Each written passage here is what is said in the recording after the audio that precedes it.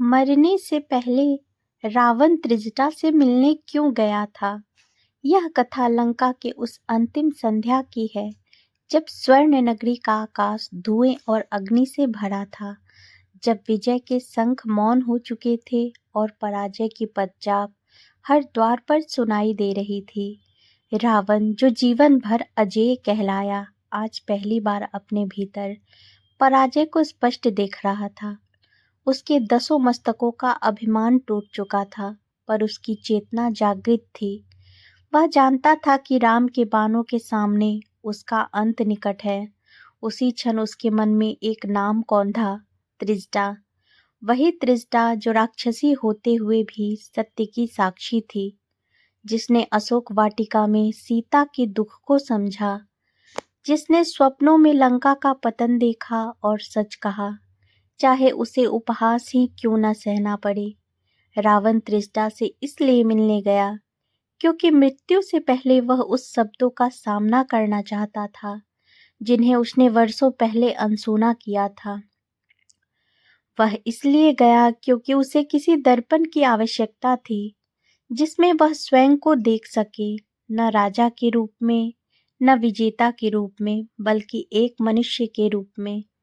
त्रिजटा की कुटिया के समीप पहुंचते ही रावण के चरण धीमे पड़ गए। भीतर दीपक की लौ स्थिर थी, मानो समय भी ठहर गया हो। त्रिजटा ने बिना देखे ही कहा, आ गए लंकेश्वर। आज तुम्हारे कदमों में गर्व की ध्वनि नहीं, सत्य की थरथराहट है। रावण चौंका।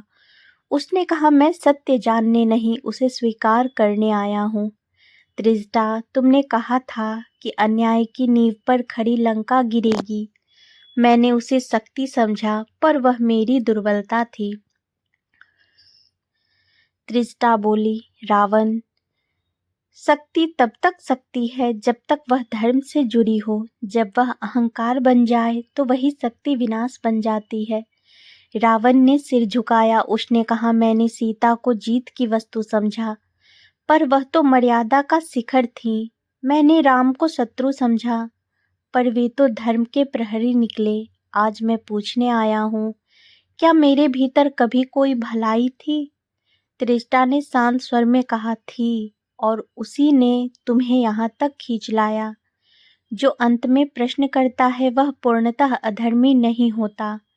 रावण की आंखें भर आई। उसने कहा, मैं जानता हूँ कल मेरा नाम राक्षस के रूप में लिया जाएगा, पर क्या कोई यह भी जानेगा कि मैं शिव भक्त था, विद्वान था, वीणा वादक था? त्रिजटा बोली, इतिहास शोर सुनता है, सत्य मौन रहता है, पर मौन सत्य ही युगों तक जीवित रहता है। तुमने अपने कर्मों से अपना शोर चुन लिया, पर तुम्हारा पश्चाताप मौन सत्य बन सकता है। रावण ने गहरी सांस ली। तो क्या मेरे लिए कोई प्रायश्चित है?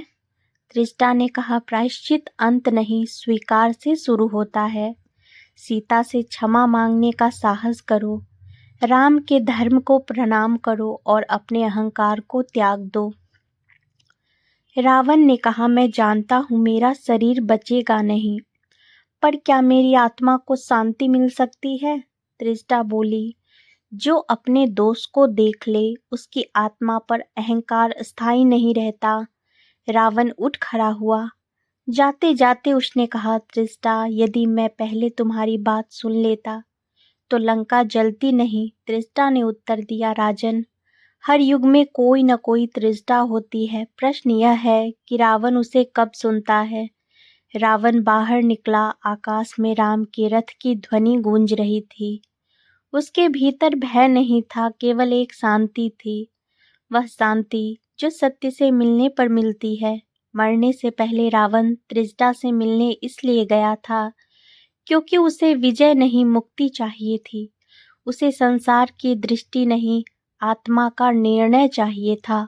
और क्योंकि कभी कभी सबसे बड़ा युद्ध बाहरी नहीं, भीतर लड़ा जाता है, और उसी युद्ध में पराजय भी उद्धार बन जाती है।